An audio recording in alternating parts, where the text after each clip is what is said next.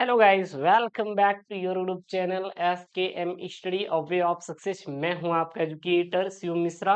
और यहाँ पर आपका बेटा कीमती समय कितना मिनट बेटा, मात्र मात्र मैं आपका 15 से 20 मिनट लूंगा। और ये 15 से 20 मिनट आपका बेटा जो लेखक है, जितने भी लेखक हैं उनका जीवन परिचय। अच्छा, जीवन परिचय ये मत सोचिए सर साहित्यिक परिचय छोड़ देंगे, हम साहित्यिक परिचय भी कराएंगे, जीवन परिचय भी कराएंगे आपका बेटा, साहित्यिक परिचय भी कराएंगे। और इनकी जो कृतियां हैं जो आपके बोर्ड में आती हैं मैं वो भी करवा दूंगा। मतलब आपका एक भी टॉपिक इन्हें छूटने वाला नहीं है। तो प्लीज यार, बहुत इंपॉर्टेंट है, आप इन्हें पूरा पूरा तैयार कर लीजिए, रट लीजिए और उसके बाद पेपर में देने जाइए। गारंटी देते हैं भर भर के नंबर आने वाला है। ऐसा एक नंबर नहीं का डे वो रहेगा बेटा जो कि आपका कटौती हो जाएगी, ठीक है ना। सो प्लीज जितने भी स्टूडेंट है एक बार चैनल को सब्सक्राइब कर लेंगे, वीडियो को लाइक करके शेयर कर देंगे। इसका पीडीएफ जो है आपके टेलीग्राम चैनल SKM स्टडी मिल जाएगा, link in the description box के अंदर दिया गया है। जाकर वहां से बेटा ज्वाइन कर लीजिए टेलीग्राम चैनल को, ठीक है ना। अच्छा, हम लोग किसका किसका देखने वाले हैं, बहुत बढ़िया। पहली बात तो हम लोग देखने वाले बेटा इसमें डॉक्टर हजारी प्रसाद द्विवेदी की भी देखेंगे, वासुदेव सटगवाल को भी देखेंगे। और एक गेस करिएगा किसको देखने वाले हैं, ठीक है ना। तो पढ़ाना शुरू करें। और एक बात याद रखना बेटा, आप अपना टाइम टेबल जरूर बना लीजिए, पढ़ाई का एक स्लॉट सेट कर लीजिए। सर इतने से इतना ये पढ़ने, इतने से इतना ये पढ़ने हैं। तो जब तक आप टाइम टेबल नहीं पढ़ा बनाएंगे तब तक आपकी अच्छी खासी पढ़ाई नहीं हो पाएगी। सो प्लीज यार, आपसे रिक्वेस्ट है कि आप अपना एक पढ़ाई का टाइम टेबल जरूर से जरूर बनाइए। इसका पीडीएफ जाइए टेलीग्राम चैनल से डाउनलोड करिए, link in the description box, ठीक है ना। चलिएगा, सबसे पहला और इम्पोर्टेंट, सबसे पहला बेटा और इम्पोर्टेंट क्या है भाई, क्या है। तो सबसे पहला और इम्पोर्टेंट पे यहाँ पे है आचार्य हजारी प्रसाद द्विवेदी। आचार्य हजारी प्रसाद द्विवेदी सबसे पहले और मोस्ट इंपॉर्टेंट वाले क्या है बेटा, लेखक हैं। क्या है, लेखक हैं। एक हम आपको टिप्स दे देते हैं यहाँ पे, जो कि कह सकते हैं इंपॉर्टेंट पॉइंट भी है या फिर माइंड मैप भी है। देखिएगा, जब भी आप जिन परिचय तैयार कर रहे हैं तो जन्म मृत्यु स्थान पिता का नाम माता का नाम उपाधि, उपाधि मतलब बेटा पढ़ाइया, इन्होंने कौन कौन सी डिग्री प्राप्त की है इतना याद कर लीजिए। और 4-5 रचनाएं याद कर लीजिए, इतने में आपका जीवन परिचय हो जाता है। क्योंकि बोर्ड में डायरेक्ट बोला जाता है केवल 80 शब्दों में लिखिए, तो आपको 80 शब्द ही लिखना है, न कि आपको जाना है वहां पे 100 शब्दों में, 150 शब्दों में। बिल्कुल भी नहीं जाना है, केवल आप 80 शब्दों तक क्या रहे, सीमित रहे, सही रहेगा। नहीं तो आप टाइम बर्बादी करेंगे और आपके लिए उतना इंपॉर्टेंट नहीं है, ठीक है ना। तो सबसे पहले जन्म की बात करें तो इनका जन्म बेटा 1907 ईस्वी में हुआ था। कहां पर सर, जन्म स्थान बलिया। बलिया कहां पर, बिहार में है क्या, नागुरुदेव। कहां पर बेटा, यूपी में है। कहां पर है, यूपी में है। माता और पिता का नाम, तो माता का नाम बेटा क्या था, ज्योतिषमती था। पिता का नाम बेटा क्या था, अनमोल द्विवेदी था। ध्यान देना, माता का नाम ज्योतिषमती, पिता का नाम अनमोल द्विवेदी। मेरे साथ, माता का नाम ज्योतिषमती, पिता का नाम अनमोल द्विवेदी। हम इसी में रटवा देंगे, अगला कोई वीडियो आपको देखने की जरूरत नहीं पड़ेगी। जन्म 1907, जन्म 1907, जन्म स्थान बलिया, जन्म स्थान बलिया। उपाधि बेटा डीलिट, उपाधि डीलिट, उपाधि डीलिट। भाषा बेटा संस्कृत, खड़ी बोली। संस्कृत भी आती थी और इनको खड़ी बोली भी आती थी। जैसे मैं भी आपसे समझा रहा हूँ, बात कर रहा हूँ, ये क्या है, खड़ी बोली है। मैं आपसे बोलूं और का हाल बा, पढ़ाई चलत बा कि नहीं, तो ये बेटा क्या हो जाएगी, कह सकते हैं भोजपुरी या देहाती भाषा। इनकी प्रमुख रचनाएं जैसे बाण भट्ट की आत्मकथा, चारु चंद्रलेख, पुनर्नवा, अनाम दास का पोथा। ये बहुत इंपॉर्टेंट वाली क्या बेटा, इनकी रचनाएं हैं, बोले तो कृतियां हैं, ठीक है ना। इनकी मृत्यु बेटा कब हुई थी, 18 मई सन 1989 ईस्वी में क्या होता है बेटा, इनकी मृत्यु हो गई थी। अब इनका जीवन परिचय यही लिख डालिए, जो मैंने पढ़ाया है वही यहाँ पर उल्लेख करिए, और कुछ नहीं है। क्या लिखेंगे, क्या लिखेंगे भाई, क्या लिखेंगे, साहित्यिक परिचय यहाँ पे मैंने लिखा है ना, तो ये केवल जीवन परिचय, ध्यान देना। आचार्य हजारी प्रसाद द्विवेदी का जन्म बलिया जिले के दुबेका छपरा नामक गांव में एक सरयू पारी ब्राह्मण परिवार में सन 1907 ईस्वी में हुआ था। इन्होंने पारिवारिक परंपरा के अनुसार प्रारंभ में संस्कृत का अध्ययन किया और सन 1930 ईस्वी में काशी विश्वविद्यालय से ज्योतिषाचार्य की इन्होंने परीक्षा उत्तीर्ण किया, मतलब पास किया। उसी वर्ष प्राध्यापक होकर शांति निकेतन चले गए और 1940 से 1950 तक वहीं हिंदी भवन के निदेशक के पद पर ये कार्य किए। सन 1950 में हजारी प्रसाद द्विवेदी काशी हिंदू विश्वविद्यालय में क्या रहे, हिंदी विभाग के अध्यक्ष पद पर क्या नियुक्ति हुई। और इससे एक वर्ष पहले लखनऊ विश्वविद्यालय द्वारा इन्हें डी लिट की क्या प्राप्त हुई बेटा, उपाधि भी प्राप्त हुई। उपाधि मतलब इनको सम्मान दिया गया। डीलिट की डिग्री। भारत सरकार ने सन 1975 में 57 में इन्हें पद्म विभूषण की भी उपाधि क्या किया, प्रदान किया। और इनका देहांत 18 मई सन 1989 ईस्वी को हो गया। इनकी बेटा देहांत कब हो गई? 18 मई 1989 ईस्वी को हो गया था। ठीक है ना, ये बात ध्यान देना। अब इनकी प्रमुख कृतियां बेटा याद कर लीजिए, उससे पहले साहित्यिक परिचय देख लीजिए। अब एक बात ध्यान देना, यहाँ पे एक बात होती है जीवन परिचय, एक बात होती है साहित्यिक परिचय।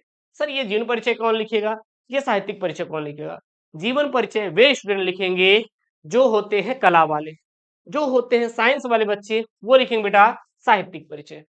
तो आचार्य हजारी प्रसाद द्विवेदी ने 4 महत्वपूर्ण उपन्यासों की रचना की है, जिनके नाम बाण भट्ट की आत्मकथा, चारु चंद्रलेख, पुनर्नवा, अनाम दास का पोथा। सांस्कृतिक पृष्ठभूमि पर आधारित ये उपन्यास द्विवेदी जी की गंभीर विचार शक्ति के प्रमाण है। इतिहास और कल्पना के समन्वय द्वारा लेखकों ने अपने उपन्यास साहित्य में आकर्षण रूप क्या है बेटा, प्रदान किया है। इतना लिख दें काम हो जाएगा। क्यों? क्योंकि बेटा बोर्ड बोल रहा है बेटा 80 शब्दों में। सर 80 शब्द क्या है? तो यही है, एक शब्द, दो शब्द, 3, 4, 5, 6, 7, 8, 9, 10, 11, 12, 13, 14, 15। आप गिनते चले जाइएगा, आपका 80 शब्द हो जाएगा। तो जरूरत क्या है आपको भर भर लिखने की भाई? क्या जरूरत है? नहीं जरूरत है, नहीं जरूरत है, ये बात ध्यान देना। ठीक है ना, चलेगा अगला। अच्छा, इनके बेटा हमारे प्रमुख रचनाएं नोट कर लीजिए कौन कौन से हैं। जैसे उपन्यास में बाण भट्ट की आत्मकथा, चारु चंदन लेख, अनाम दास का पोथा, पुनर्नवा, ये सब क्या है, इनके उपन्यास हैं। साहित्यिक, शास्त्रीय और आलोचनात्मक ग्रंथ कौन कौन से हैं? सूरदास, कबीर, साहित्य का मर्म, साहित्य सहचर, कालिदास की लाली योजना इत्यादि इनके क्या है, साहित्यिक, शास्त्रीय और आलोचनात्मक क्या ग्रंथ हैं।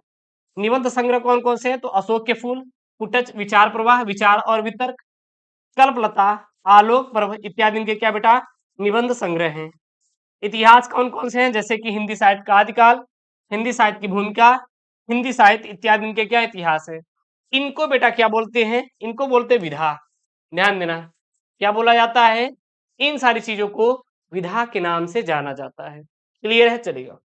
अगले पे आते बेटा, अपने तीसरे पे, दूसरे पे सबसे इंपॉर्टेंट मैं लिया हूं यहाँ पे वासुदेव सरगवाल भाई साहब, ये है। इनको प्रणाम करिए सभी बच्चे जितने भी स्टूडेंट हैं, क्योंकि बेटा ये आपका कल्याण करेंगे। सर कहाँ कल्याण करेंगे?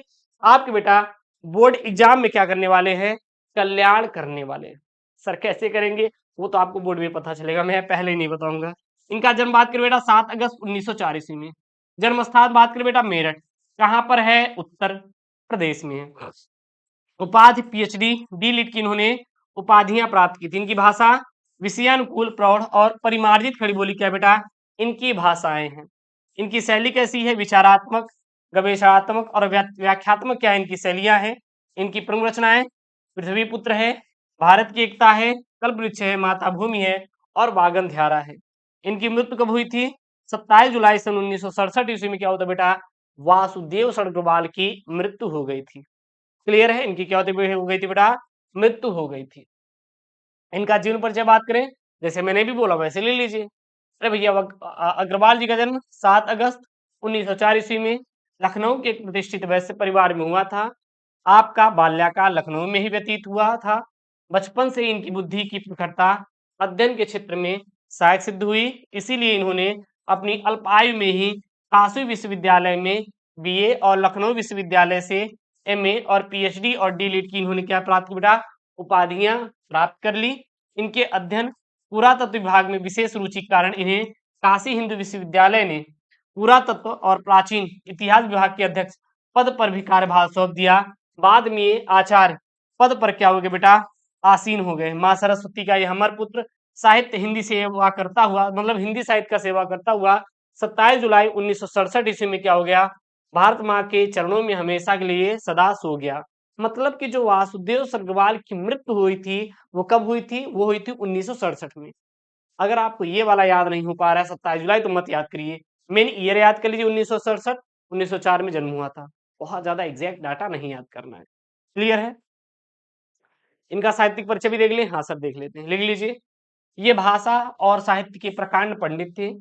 इन्होंने अनेक पत्रिकाओं में अपने निबंध लिखकर गौरवपूर्ण स्थान प्राप्त किया। इनके लेख अनुसंधान पूर्ण तथा उनमें भारतीय संस्कृति की गहरी छाप मिलती है। इन्होंने भारतीय संस्कृति के विभिन्न अंगों से संबंधित उत्कृष्ट निबंध भी लिखे हैं।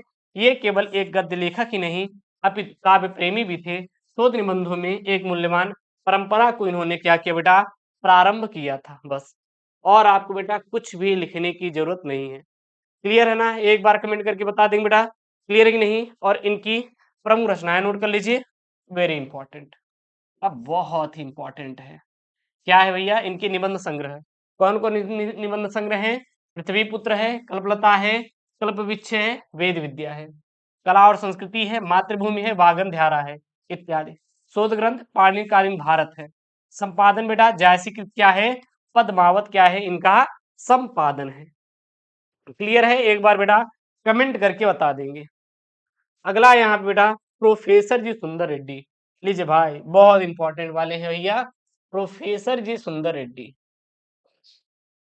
वासुदेव सरगवाल हो गए, और ये कौन भैया, प्रोफेसर जी सुंदर रेड्डी। चल देखते हैं इनकी जन्म की बात करेंगे। ये आपका क्या माइंड मैप, क्या है माइंड मैप। जन्म बेटा सन 1919 ईस्वी में। जन्म स्थान सर कहाँ पर इनका जन्म हुआ था भैया, आंध्र प्रदेश में हुआ था। कहाँ पर हुआ था, आंध्र प्रदेश में हुआ था। प्रारंभिक शिक्षा संस्कृत एवं तेलुगु से हुई थी। तो इन्होंने पढ़ाई किया था सबसे पहले, किसमें किया था भैया इन्होंने, तो संस्कृत और तेलुगु में इन्होंने क्या किया था, अपनी प्रारंभिक शिक्षा किया था, मतलब सबसे पहले पढ़ाई किया था। लेखन विधा क्या थी बेटा, इन्होंने क्या क्या लिखा था, तो हिंदी और तेलुगु भाषा साहित्य इन्होंने लिखा था। इनकी भाषा कैसी थी, विषय और भाव की क्या थी, अनुरूप थी। मतलब जिस प्रकार का विषय था, जिस प्रकार का भाव था, वैसी अपनी भाषा को बदल लेते थे। क्लियर है ना, है कि नहीं। इनकी प्रमुख रचनाएं साहित्य और समाज, मेरे विचार, दक्षिण की भाषाएं, उनका साहित्य। इनकी मृत्यु कब हुई थी, 2005 ईस्वी में क्या हुआ था, मृत्यु हुआ था जन्म 1919 ईस्वी में।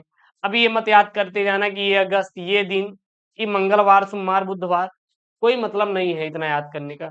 इतना याद कर लेंगे बेटा, मोर दिन आपका क्या रहने वाला है, सफिशियंट रहने वाला है। ठीक है ना। चलिए इनका जीवन परिचय लिखेंगे, क्या लिखेंगे, प्रोफेसर सुंदर रेड्डी का जन्म 1919 ईस्वी में दक्षिण भारत के आंध्र प्रदेश में हुआ था। इन्हें संस्कृत और तेलुगु भाषाओं का क्या हुआ था बेटा, असाधारण ज्ञान प्राप्त हुआ था। असाधारण ज्ञान का प्राप्त का मतलब हुआ था बेटा इनका, चले ठीक है ना, क्लियर है ना। तो यानी कि इनको असाधारण ज्ञान प्राप्त हुआ था, प्रारंभिक शिक्षा में ही हो गया था, किंतु उच्च शिक्षा हिंदी में हुई थी। सन 1943 में प्रोफेसर सुंदर रेड्डी ने आंध्र विश्वविद्यालय में स्नातकोत्तर अध्ययन एवं अनुसंधान विभाग के अध्यक्ष रहे, प्रोफेसर पद पर भी रहे। साथ ही साथ ये अपने निर्देशन में ही विद्यार्थियों के उज्जवल भविष्य की कामना से हिंदी और तेलुगु साहित्यों के विविध पहलुओं तथा तथ्यों के तुलनात्मक अध्ययन पर शोध कार्य कराएं। दक्षिण की भाषाएं, उनका साहित्य नामक पुस्तक में इनकी प्रतिभा का असाधारण परिचय मिलता है। इन्होंने हिंदी भाषा में जो सेवा की है वह एक प्रशंसनीय कार्य है, और इनका निधन वर्ष 2005 में हो गया था, मतलब इनकी बेटा मृत्यु हो गई थी। क्लियर है ना। अब ले लेंगे इनकी हाँ प्रमुख रचनाएं, नोट कर लीजिए, बहुत इंपॉर्टेंट है, रटा होना चाहिए। यदि आप वनडे एग्जाम भी दे रहे हैं कोई भी, तो भी इनकी रचनाएं आता है। ठीक है ना। तो नोट कर लीजिए, प्रोफेसर सुंदर रेड्डी की कौन कौन सी है, साहित्य और समाज, साहित्य और समाज, मेरे विचार, क्या बेटा मेरे विचार, रट लीजिए। हिंदी और तेलुगु एक तुलनात्मक अध्ययन, हिंदू और तेलुगु किसका है भैया, प्रोफेसर सुंदर रेड्डी का है। साहित्य और समाज किसका है, प्रोफेसर सुंदर रेड्डी का है। मेरे विचार भी किसका है, प्रोफेसर सुंदर रेड्डी का है। और भारत की भाषाएं और उनका साहित्य भी क्या है बेटा, प्रोफेसर सुंदर रेड्डी का है। साथ ही साथ वैचारिकी शोध और अवरोध भी क्या है, प्रोफेसर सुंदर रेड्डी जी का है। तेलुगु दारुल यानी जो तेलुगु में ग्रंथ है ये भी क्या है, प्रोफेसर सुंदर रेड्डी का है। लैंग्वेज प्रॉब्लम इन इंडिया, ये भी किसका बेटा, प्रोफेसर सुंदर रेड्डी का है। इत्यादि अंग्रेजी ग्रंथ जो है ये सभी सभी क्या है, प्रोफेसर सुंदर रेड्डी जी का है।